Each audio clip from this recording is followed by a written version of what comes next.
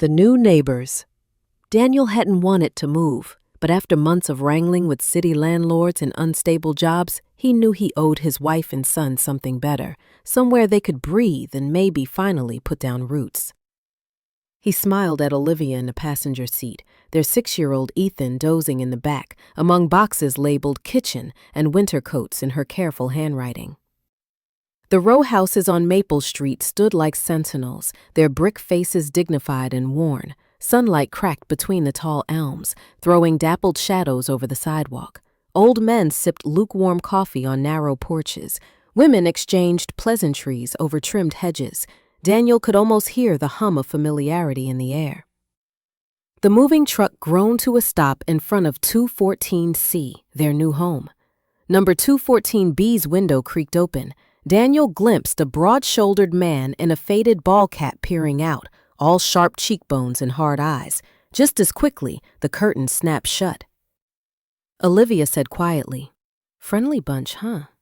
She managed to smile, but Daniel could read the worry behind it. She wanted this move to work. They spent the morning shifting furniture and unpacking the essentials. The air in the house felt stale and eager at the same time. Ethan's laughter echoed in empty rooms. Daniel found himself wondering what kind of neighbors they'd have. Would anyone drop in with the pie? Or would they be the sort to complain if your trash cans lingered at the curb too long? By afternoon, as Daniel wrangled the last box into the kitchen, there was a knock at the door. He opened it to find Mrs. Tran from across the alley, holding a casserole and smiling with kind but curious eyes. She welcomed them in a gentle, accented English, made comments about Ethan's little man haircut, asked how they liked Pennsylvania so far. They didn't see the man from downstairs until much later, Frank. He introduced himself with a brisk handshake and an impatient half-smile, as if neighborliness was a favor he could barely afford. Daniel caught a whiff of cheap whiskey on his breath. Frank's eyes lingered a second too long on Olivia, then flicked to Daniel. "Any trouble, let me know," Frank said gruffly, then ambled back down the shared walkway, boot heels scraping. It wasn't a threat, but Daniel couldn't quite read it as a patch of grass out front, waved at passing cars, and exchanged cautious greetings in the parking lot. Still, an odd chill hung beneath each neighborly smile. Olivia noticed it too. "They're polite, but—" She trailed off as she sliced apples for Ethan's snack one afternoon. "Not exactly friendly." Daniel shrugged, telling himself it would pass. It started small, unseen, almost innocent. On a breezy Tuesday, Daniel wheeled the trash bin to the curb a few hours early. By noon, the bin was knocked over, garbage spilling into the street. He cleaned it up silently, chalking it up to wind or kids with nothing better to do. Later, Mrs. Tran motioned him over her back fence. She kept her voice low, eyes darting nervously to the windows. "Mr. Frank says you left trash out too long. Complaints go to association, yes? Best to be careful," she warned, then scurried inside before Daniel could reply. After that, things began to shift. A long, ominous scratch appeared on the family car, a thin silver scar tracing the passenger door. Ethan came home, cheeks flushed, reporting that some of the other kids on Maple Street weren't allowed to play with him. "Because we're new," he explained, but there was confusion in his young eyes. Olivia's smiles came less often. Everywhere Daniel went, he felt watched. Conversations hushed as he approached the mailboxes. Neighbors smiled tightly, never quite meeting his eyes. He'd catch glimpses of Frank on his porch, arms folded across his chest, expression unreadable. Sometimes Frank would nod. Sometimes he simply stared, like someone counting down to an event only he knew about. One evening, Daniel heard laughter from the house next door. He paused by their fence, the words floating, indistinct, like leaves swirling before a storm. "I heard they got kicked out of their last apartment." Better not leave your bike out. Some people just don't fit in around here. Daniel's jaw tensed. He walked inside, careful not to let the anger show in front of Olivia and Ethan. But late that night, as he lay away on the porch, a half-empty mug in one hand. "You're sending all your leaves over my side, pal. Maybe try keeping your mess to your own property." Daniel straightened, rake in hand. "I'm just cleaning up. The wind's doing the rest," he said, attempting a measured, friendly tone. Frank took a step closer, boots crunching on the gravel path. "Funny, the wind never gave me trouble till you got here." Behind them, a porch light snapped on. Shadows lengthened. Daniel could feel the silent attention of other neighbors from behind their blinds, spectators waiting for a show. He forced a neutral smile. "Look, I'll make sure it's all clean before I'm done. Don't worry about it." "See that you do," Frank said. He tossed what might have passed for a warning glance over his shoulder, then disappeared back into his house, slamming the door hard enough to rattle glass. Daniel stood there, jaw tight, feeling the familiar flare of humiliation. He thought about letting it go, taking the high road, keeping the peace. But in the window across the street, he caught the unmistakable silhouettes of Mrs. Tran and her husband, their faces edged with curiosity and something that looked that suspiciously like disappointment. Inside, that night, as Daniel relayed the altercation to Olivia, she squeezed his hand. "We're not in the wrong," she whispered. "Don't let him make you think otherwise." But the following morning, Daniel found a formal letter stuck to the mailbox, a complaint addressed to the Homeowners Association, allegations of improper yard care, excessive noise, and unwelcoming behavior. Frank's name in an untidy scrawl at the bottom. Daniel stared at the letter, his anger simmering beneath the initial shock. He realized, in that moment, that this wasn't going to blow over. The battle lines, however petty, had been drawn, and as Frank watched him from his window, expression unreadable, Daniel felt the stirring of something he hadn't felt in years, not fear, but defiance. The pressure at home. The lip pitched low so Ethan wouldn't hear. "People might be less harsh if we—" "He's lying, Liv," Daniel shot back, his tone sharper than he intended. "I haven't done a damn thing wrong." The words echoed in the kitchen, and Olivia's eyes flickered with silent worry before she turned back to drying the dishes. Ethan, sensitive to every shift in the household weather, grew restless. He asked fewer questions about his new friends and began clinging to Olivia's side. When Daniel tucked him in at night, the boy's voice sounded smaller. "Dad, will we have to move again?" Daniel's heart ached at the question. He smoothed Ethan's hair, promising, "No, buddy, we just got here. This is our home now." But his own certainty felt fragile. By the weekend, even simple routines became fraught with anxiety. Daniel hesitated before taking out the trash, casting furtive glances toward Frank's windows. Olivia chewed her lip through every knock on the door. Even their laughter around the dinner table sounded forced, chased quickly by mutual silences. Sunday afternoon, the three of them sat on the porch, sunshine feeble and thin. Daniel watched as neighbors strolled by, some offering brief nods, most avoiding eye contact. The division was clear now, a gulf carved not by Daniel's actions, but by whispered rumors, unspoken alliances. "We can't live like this, Daniel," Olivia whispered, her voice weighted by weeks of hope turned brittle. "We can't just shrink ourselves into the shadows. This is our home, too. We have a right to be here." Daniel felt her words settle deep inside, a challenge and a lifeline.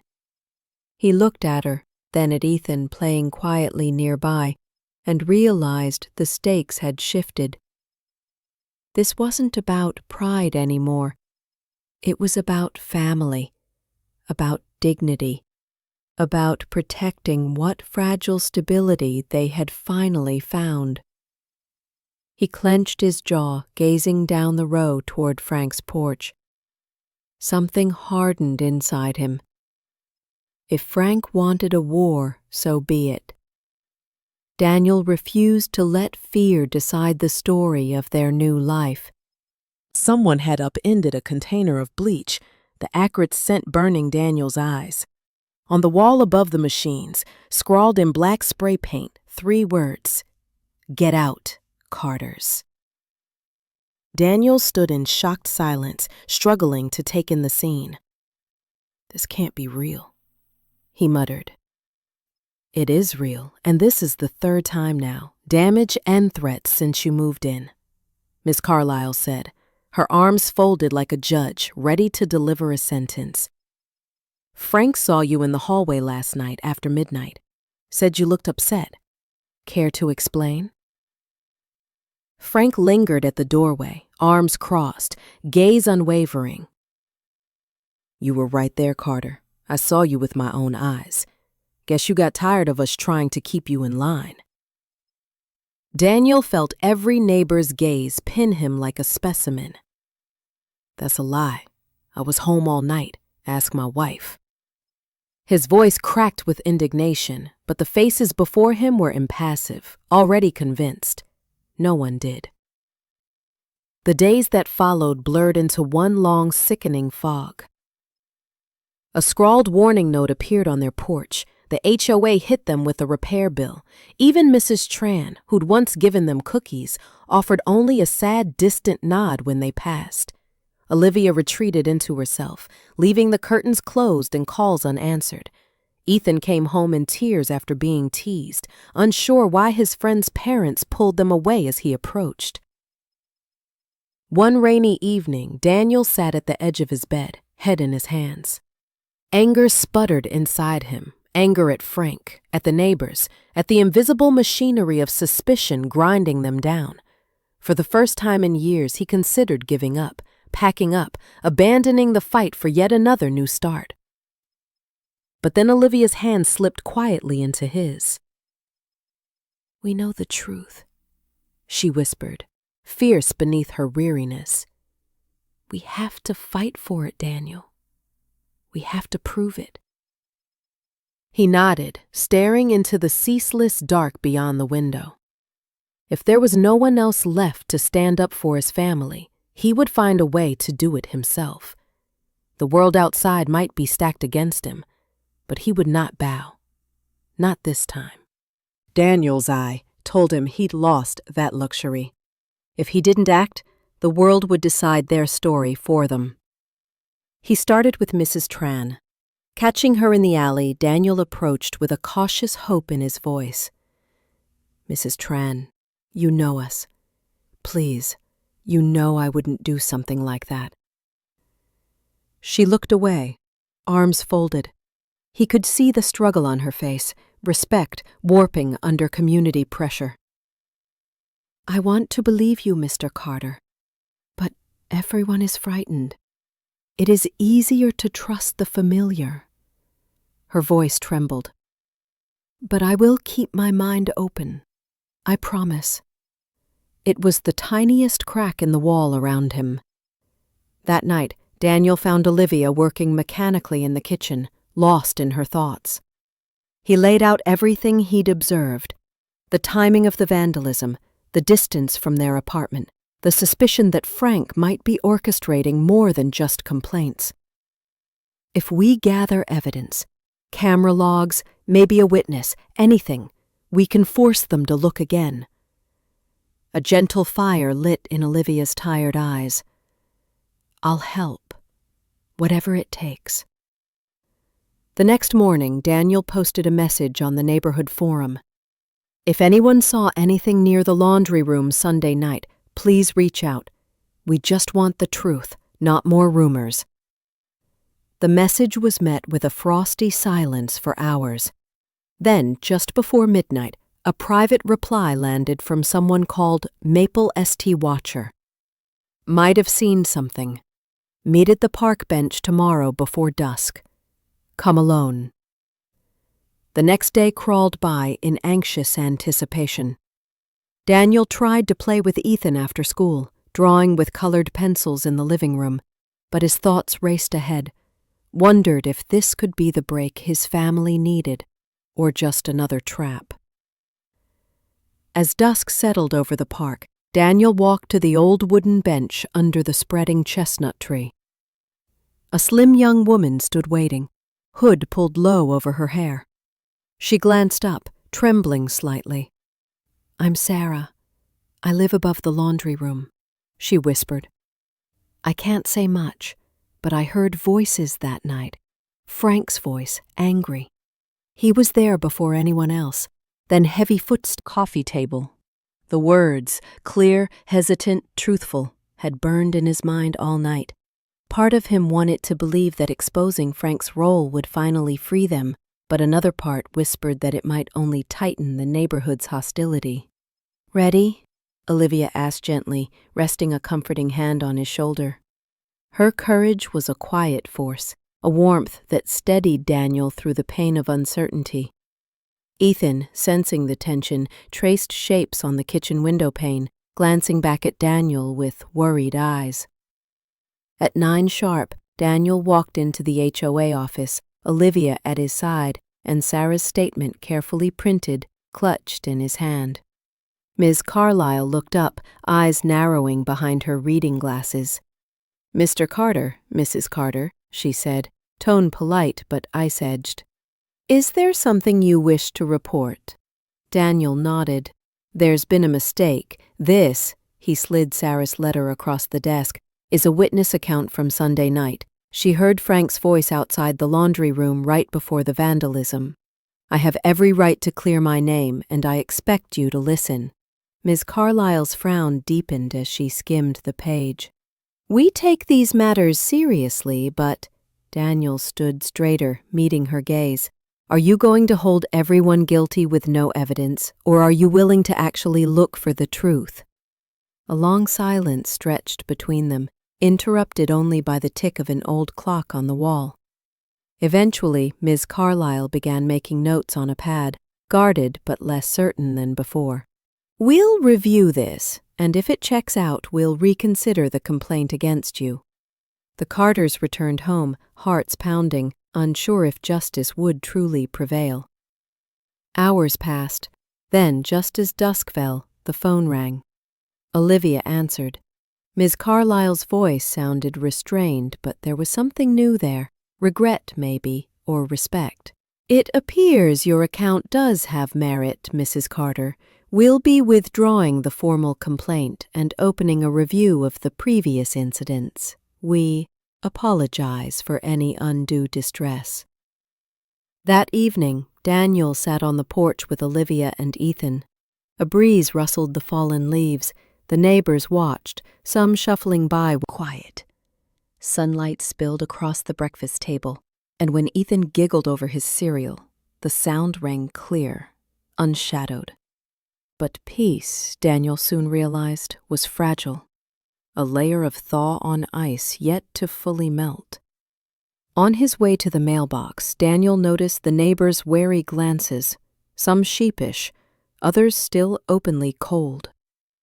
A few nodded in passing, mostly out of habitual politeness. Mrs. Tran offered a faint smile, nodding to the bright marigolds just beginning to bloom in her window box. "Spring comes fast," she said softly. "You see, the neighborhood changes." Daniel almost smiled. The words were a faint olive branch. He pocketed them, grateful. But the air turned tense when Frank appeared by the picket fence, jaw set hard. The two men faced each other in the morning haze, words heavy with things unsaid. "You happy now?" Frank muttered, voice low so only Daniel could hear. "You brought your problems and your drama, made a show out of everything, got the whole street whispering." Daniel paused, searching Frank's face. "I didn't bring trouble, Frank. I'm just trying to keep my family safe, same as you." Frank's mouth twisted, a storm building behind his eyes. "I built this life," he spat. "I know what's best for Maple Street. Outsiders like you, they don't understand." A silence stretched between them, a chasm built from old grudges and new wounds. Daniel felt the weight of choice hanging heavy in the air, to fight back with old anger or try one more time to build something better. "People like us don't have to be enemies," Daniel said quietly. "We both want a good neighborhood, safe for our kids. Maybe next time we can start with a conversation, not accusations." Frank's scowl didn't soften, but his glare broke away first. "Don't expect a welcome parade." Daniel gave a small, weary nod and walked away, pulse pounding. He'd made room for peace, but didn't know if Frank or the street would take it. That evening, as the sun-slanted gold buzzed so sharply when Daniel walked down the block, the weight of angry stares had thinned, replaced by awkward curiosity, or sometimes nothing at all. It wasn't acceptance, not yet, but it was a start.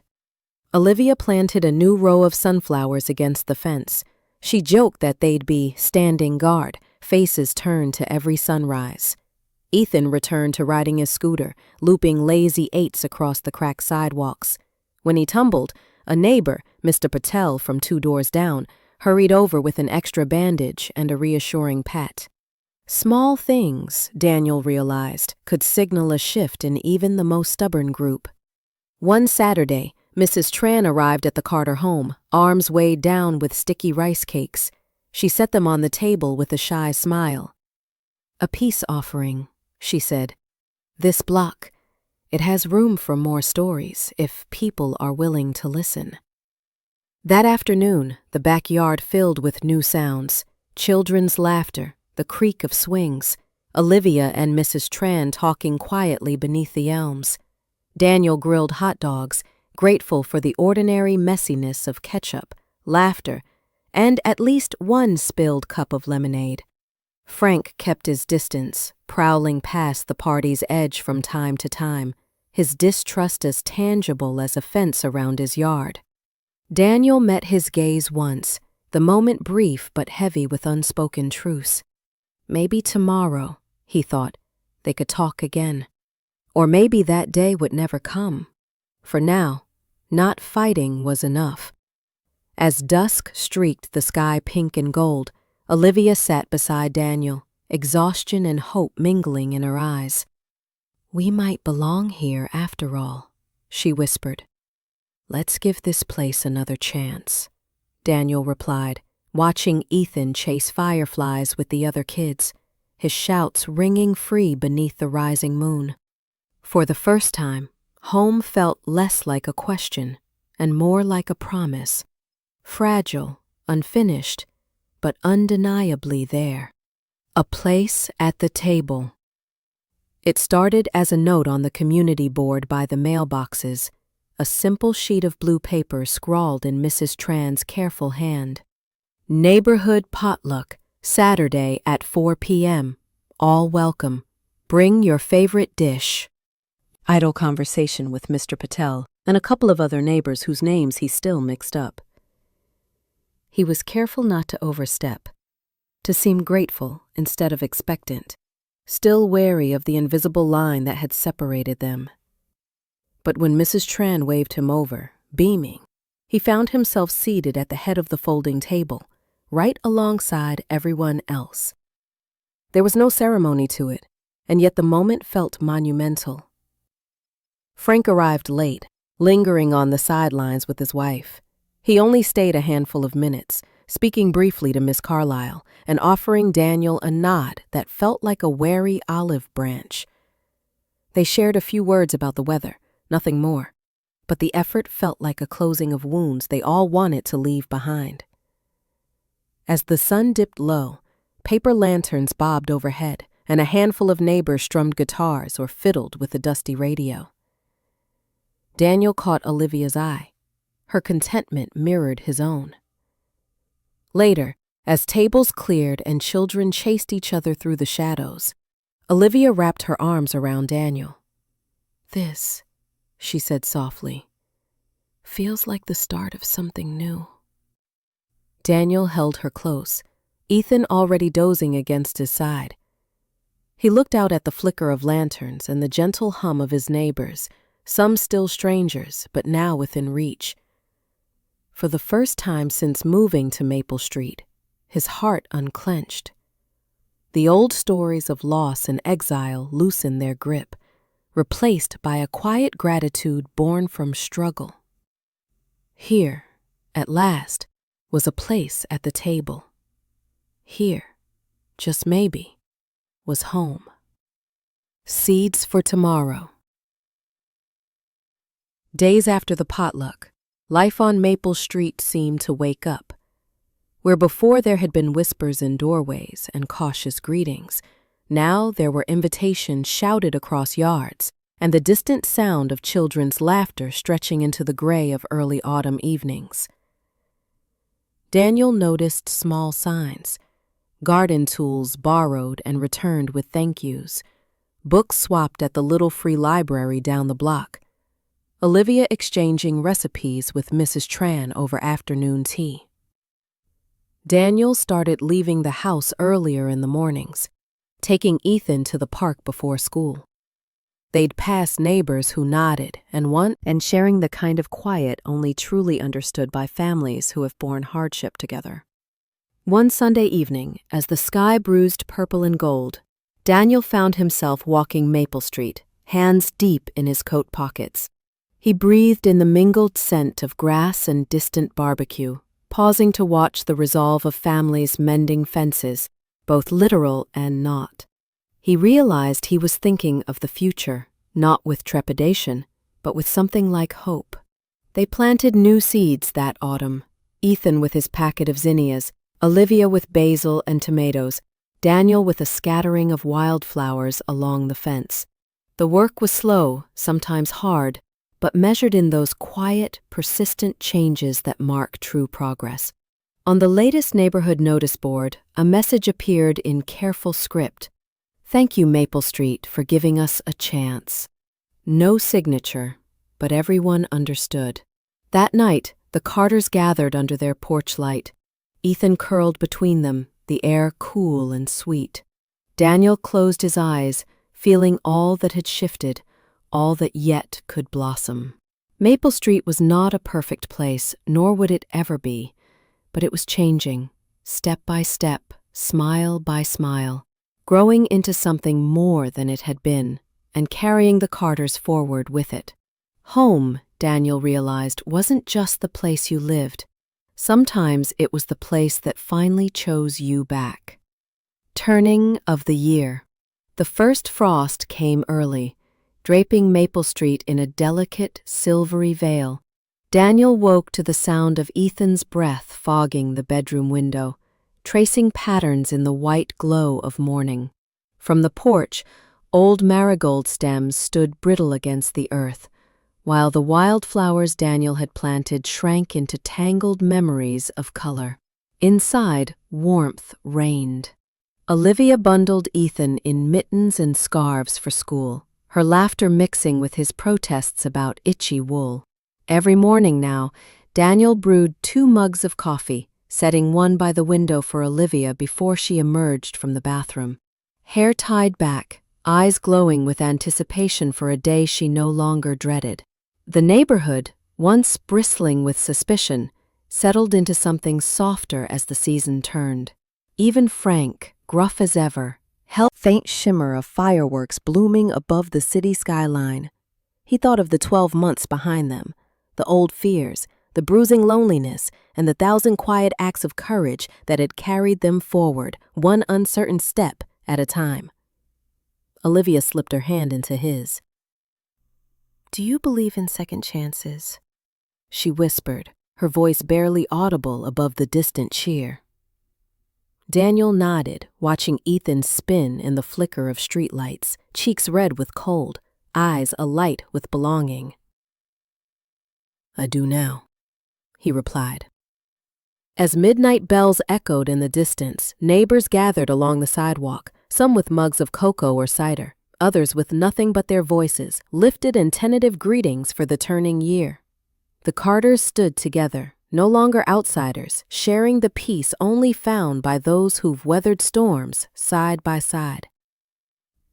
And so, in the hush between fireworks and falling snow, Daniel understood that home was reborn with every act of forgiveness, every chance offered, every kindness returned. Here, at last, the Carters had found their place, not only in the house on Maple Street, but in its beating heart. The new year shimmered before them, bright and unknown, overflowing with promise.